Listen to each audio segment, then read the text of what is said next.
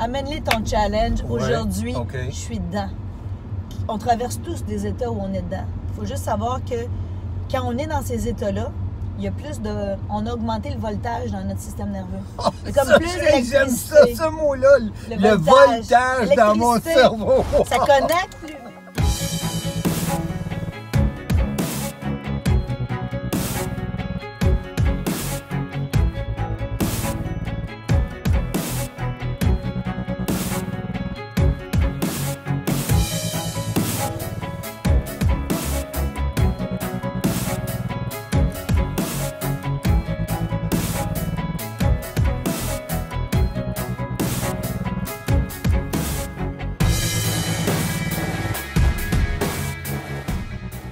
Salut tout le monde, ici Marc-André Morel et bienvenue à un autre épisode de CoachAxi.tv. Plusieurs d'entre vous, vous l'avez reconnu. On a de la grande visite aujourd'hui. On a Isabelle Fontaine. Salut Isabelle. Écoute, un gros merci d'être dans le taxi avec nous autres. Ça a pris comme à peu près 3 ans à me décider à t'appeler parce que je voyais juste ton horaire passer sur Internet et à travers, évidemment, mes sources. Et puis là, ben, tu as accepté. Écoute, tu es la dernière de la 4e saison, donc on va, dans cette belle journée d'octobre, aujourd'hui, on va te poser des questions. Mais t'es venu à mon bootcamp sur le courage. Oui, bien c'est ça. On a tout un univers en commun, là. Voilà. Puis je suis pas tout seul qui était là. 2000 personnes. C'est quoi, 2500? Non. Non. Moins que ça. Moins que ça. OK, Mais il y avait du monde, mais moins que ça. 1950, en tout cas. Puis ça fait des années que tu le fais, ton bootcamp. On va en parler tout à l'heure. Écoute, c'est pas... Premièrement, tu es conférencière. Au Québec, on est au Québec en ce moment, on est dans la grande région de Montréal. Tu as donné des conférences partout à travers le Québec, mais quand on dit partout, c'est partout. Tu as été aussi, bien sûr, en Europe, donc pas seulement en France, mais aussi où d'autres? En France, à Saumur, j'avais rencontré une gang fantastique et magique. J'avais été à Paris aussi, mais on m'a abordé de d'autres places, mais ça ne s'est pas concrétisé, parce que j'avais pas le temps de faire mon aller-retour là-bas. Puis aussi, le fait que tu étais tellement occupé ici, ça rend les choses un peu plus difficiles, parce que je sais que même moi, je le sais, là, quand je t'envoie un courriel, je vois à quel point tu es débordé. Je dirais pas le nombre de jours que ça peut, ou semaines, ça peut prendre avant d'avoir une réponse. Mais je suis content. Écoute, on est vraiment content que tu sois là. Écoute, ce qui est important, c'est que je veux... j'aimerais ça peut-être qu'à part... Bon, tu as écrit deux bouquins extraordinaires, deux briques intelligentes et renversantes, percutantes, dont celui-là, sur le courage. Et ton premier, c'était Empower, qui faisait vraiment, qui nous prenait au niveau de l'intelligence émotionnelle et qui nous amenait à faire en sorte qu'on découvrait notre propre force émotionnelle, c'est ça? Bon, non, ben écoute, je l'ai lu, mais ce qui arrive, c'est que c'est commencé assez étrangement, toi, ta carrière de conférencière, parce qu'il y en a qui, comme moi, qui rêvaient de ça depuis que j'étais jeune. C'est ça, exact.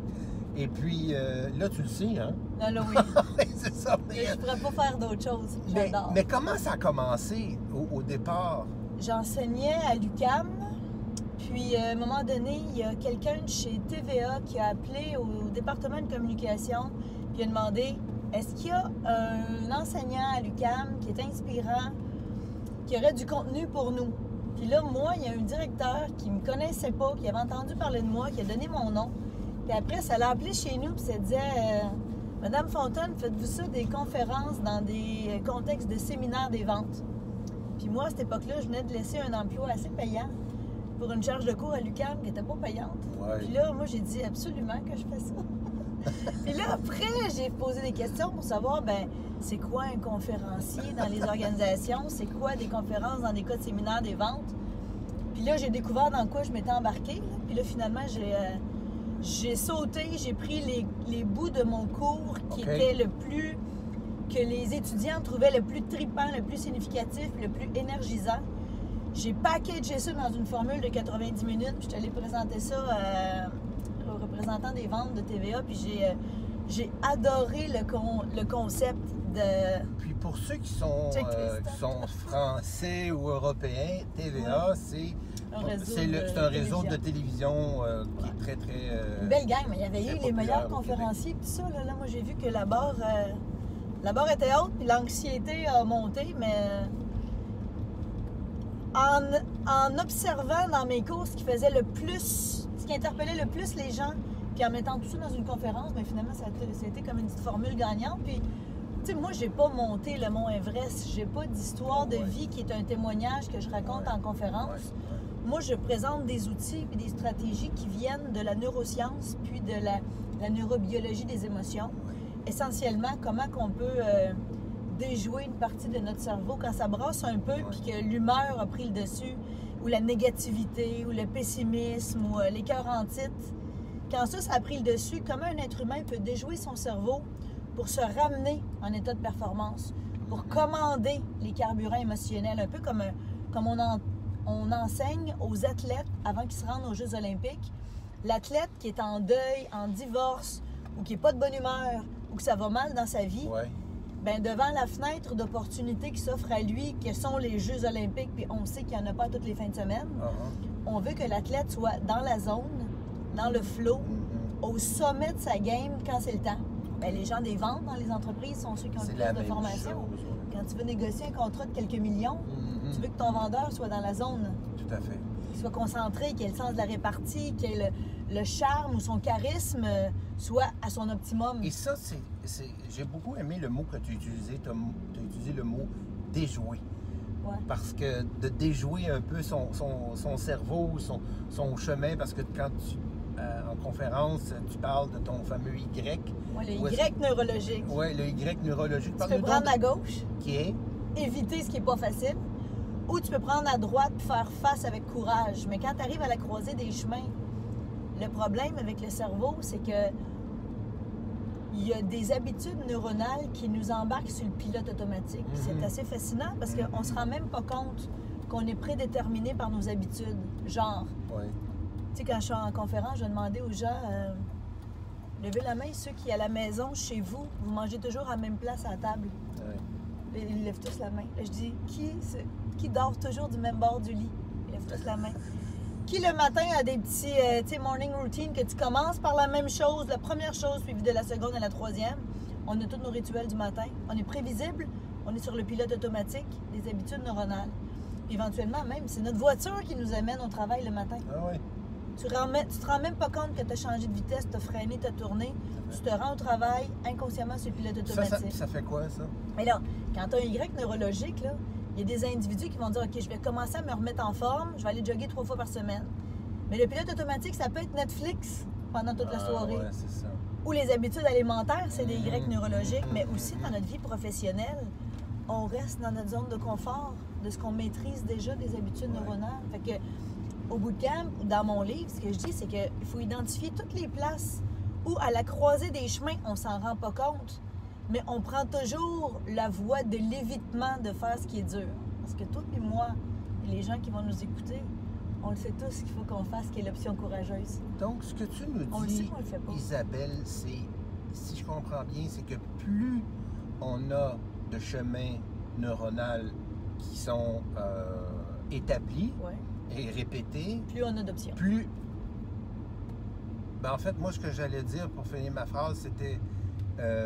plus on en a, plus ça va être difficile pour nous de changer de chemin. Oh non, non, non. Non, c'est pas ça du tout. Tu sais, admettons, parler une seconde langue, là. Tu sais, quand tu commences à parler une seconde langue, tu es en train de creuser un nouveau circuit neurologique. Ça s'appelle la neuroplasticité autodirigée. Une fois que tu es rendu parfaitement bilingue, tu as 2 traits neurologiques. Une, mettons, pour parler le français, l'autre pour parler l'anglais.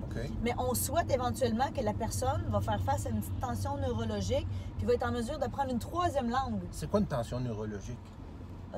C'est d'installer dans ta circuiterie neuronale la maîtrise d'une nouvelle habileté. Genre, conduire manuel. La première fois que tu conduis manuel, d'une côte au stop. Faut que tu partes en première pour la première fois. Là, les gens vont avoir une petite tension neurologique, ils vont être concentrés, ils vont avoir éventuellement un petit peu d'eau dans le gaz. Mais au bout de 5 ans de conduire manuel, ils partent en première en parlant légalement au téléphone cellulaire, en tenant un café et en disant bye aux voisins. Parce qu'ils ont installé le circuit neurologique qui conduit manuel tout seul. Fait que les musiciens développent des nouveaux circuits neurologiques pour maîtriser l'instrument. Si tu apprends une seconde langue, au début, c'est difficile, il y a une tension, là. Tu sais, tu t'en vas au Mexique, tu apprends l'espagnol, tu as une tension pour essayer d'accorder tes verbes et transmettre le message. C'est ça, la tension neurologique. Il faut choisir la tension. C'est comme, est-ce que c'est semblable à l'état d'adaptation quand on est conscient, compétent, où on doit absolument faire, en fait, réfléchir à ce que l'on fait, comme si c'était jouer au golf, pour faire exactement ce qu'on nous a appris, même si c'est pas confortable. Mais ça revient quand même, je reviens quand même avec ma question parce que j'ai l'impression que je pense à des gens que j'ai vus passer dans ma vie qui sont paresseux neurologiquement, qui ne changent rien de leur vie, qui vont en plus, des fois se plaindre, etc. Eux autres, ils ont peu de circuits. Ils ont peu de circuits. Ils prennent toujours le même. Parce que c'est ça que je disais tantôt. Donc plus tu restes souvent sur un ou plusieurs chemins, plus ça va être difficile pour toi de créer des nouveaux chemins, c'est pas ça? Oui, parce que tu reviens tout le temps. Tu sais, il y a des individuels, mettons, là, toi, tu parles en public, tu as l'éloquence, tu fais ça depuis des années, mais il y a des individus, là, qui éventuellement, il faut qu'ils animent des rencontres, qui doivent s'adresser à une chambre de commerce. Ils vont tellement être anxieux de présenter en public ou de vendre leur idée avec audace qu'ils vont préférer pas le faire. Ou ils vont le faire en étant mal. Tu sais, ils vont pas prendre le taureau par les cornes et se dire « je vais le faire jusqu'à temps que je maîtrise la prise de parole en public ». Moi, je vais prendre ma question d'un autre angle par rapport à ton exemple. C'est que ton type qui veut s'améliorer à parler en public parce que, c'est nouveau pour lui ou quoi que ce soit, si c'est quelqu'un qui a l'habitude de changer ses habitudes, ça va être plus facile pour lui que quelqu'un qui a l'habitude de ne pas changer ses habitudes. Oui. C'est ça. Exact. OK, bon. En fait, c'est un déséquilibre parce que c'est notre ego. Notre ego aime maîtriser puis prévoir le futur immédiat. Dans ce temps-là, on se sent compétent, on sait ce qui va se passer. On ne sera pas en déséquilibre. Oui. C'est pour ça qu'il y a du monde qui résiste au changement parce que le changement t'amène sur une genre de vague où il faut que tu te tiennes en équilibre, il faut que tu développes des nouvelles habiletés pour maîtriser les nouveaux paramètres que tu ne connais pas encore. Donc, l'inconnu est perçu par le cerveau comme une menace. Parce que tu ne peux pas avoir la maîtrise devant des nouveaux paramètres que tu ne connais pas. Mais il y a des individus qui aiment être en déséquilibre. Il y en a qui se rendent à Hawaï pour surfer la vague. Fait que si tu regardes ça d'un point de vue professionnel, nous autres, la tension neurologique veut dire qu'on est en train de développer une nouvelle compétence ou une nouvelle habileté. Fait que moi, là, quand je vais dans les entreprises, la conférence qui est le plus souvent demandée, c'est comment surfer sur le changement. Parce que c'est, tu sais, devant le changement, les cyniques deviennent plus cyniques. Les frustrés deviennent plus frustrés, puis les anxieux deviennent plus anxieux. Mais quand tu enseignes à ces gens-là, tu leur dis, regarde, ton cerveau, il veut pas de tension. Mais si éventuellement, tu leur dis, regarde, la tension égale le progrès, on veut que nos enfants apprennent plusieurs langues. On veut qu'ils suivent plusieurs cours, qu'ils développent plusieurs habiletés. Mais au début d'une habileté, tu conduis manuel puis tu as de l'eau dans le gaz, tu n'as pas la maîtrise. Mais les gens qui apprennent à embrasser la tension de se dire, OK, ça, je ne connais pas ça encore, mais check-moi bien aller. Donne-moi un bout de temps, je vais maîtriser l'affaire. Mais pour ça, il faut prendre le taureau par les cornes. Il faut avoir une forme d'intensité. Il faut avoir de la testostérone et de l'adrénaline. OK.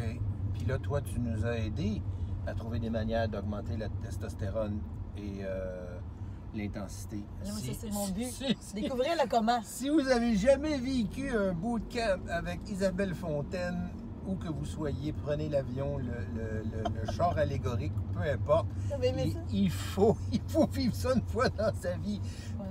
Quitte à, même si, tu sais, moi, je sais pas, là, mais j'étais peut-être resté assis quelques fois, là, quand les gens se levaient, puis tout ça. Mais je gardais mon chemin neurologique. Oui, c'est ça. J'avais une bronchite. C'était pas évident pour toi parce que le bootcamp, c'était d'enseigner aux gens, justement, ça durait 12 heures. Le but, c'était à la fin de la journée, les avoir rendus un petit peu plus familiers avec le fait de conduire manuel. Dans le cerveau, comment on branche dans le circuit neurologique du courage pour que ça libère des neurotransmetteurs, les hormones du courage, qui sont la testostérone et l'adrénaline. C'est les hormones, tu sais, en anglais, on appelle ça le fighting spirit, la combativité. Oui. L'expression anglophone qui dit OK, bring it on. Amène-les ton challenge. Ouais, Aujourd'hui, OK. je suis dedans. On traverse tous des états où on est dedans. Il faut juste savoir que quand on est dans ces états-là, il y a plus de... On a augmenté le voltage dans notre système nerveux. Il y a comme Ça, plus j'aime d'électricité. ça, ce mot-là. Le voltage dans mon l'électricité. cerveau. Ça connecte plus vite. Oh. Ça connecte plus vite dans le cerveau. Puis on a une augmentation de l'intensité là, émotionnelle. Il y a plus d'adrénaline, il y a plus de testostérone, mais le corps et la pharmacie qui génèrent ces hormones-là.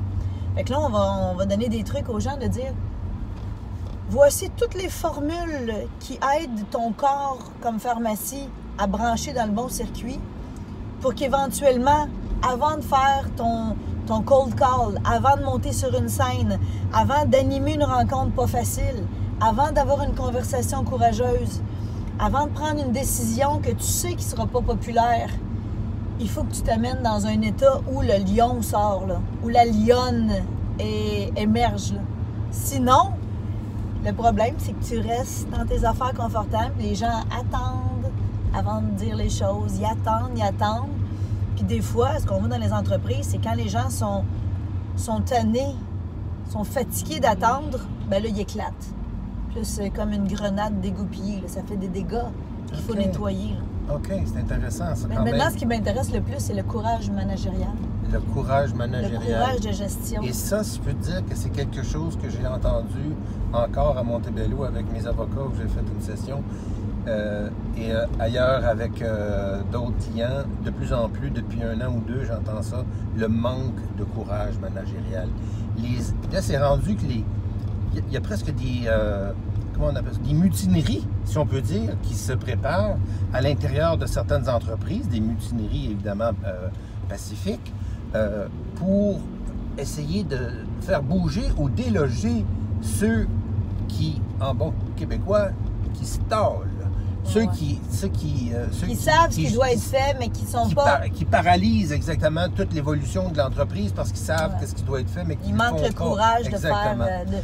de supporter la tension relationnelle. Parce que, tu sais, des fois, quand tu as donné un message difficile, c'est sûr que ça va créer une petite tension, là.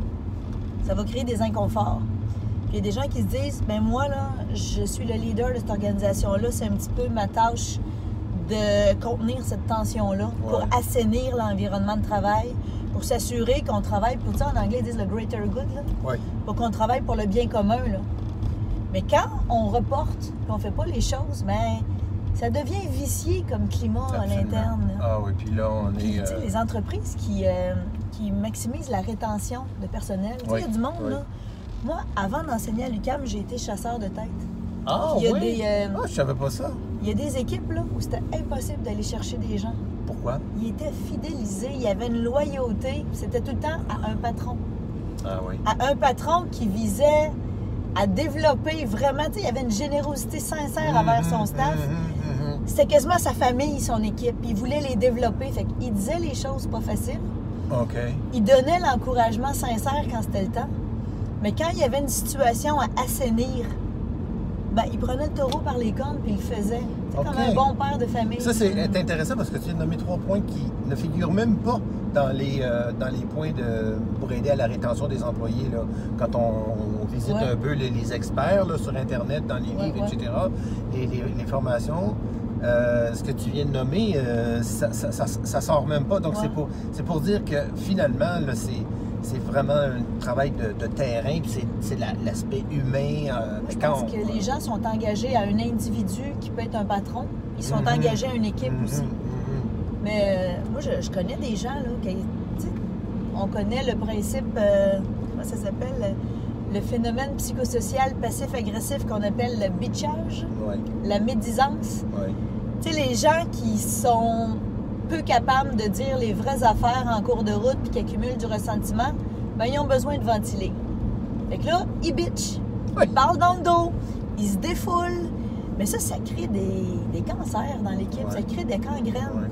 Là, moi, j'ai connu des gens que dès que ça commençait, cette affaire-là, ils appelaient un meeting, ils assoyaient tout le monde puis ils disaient « On va nommer le chat.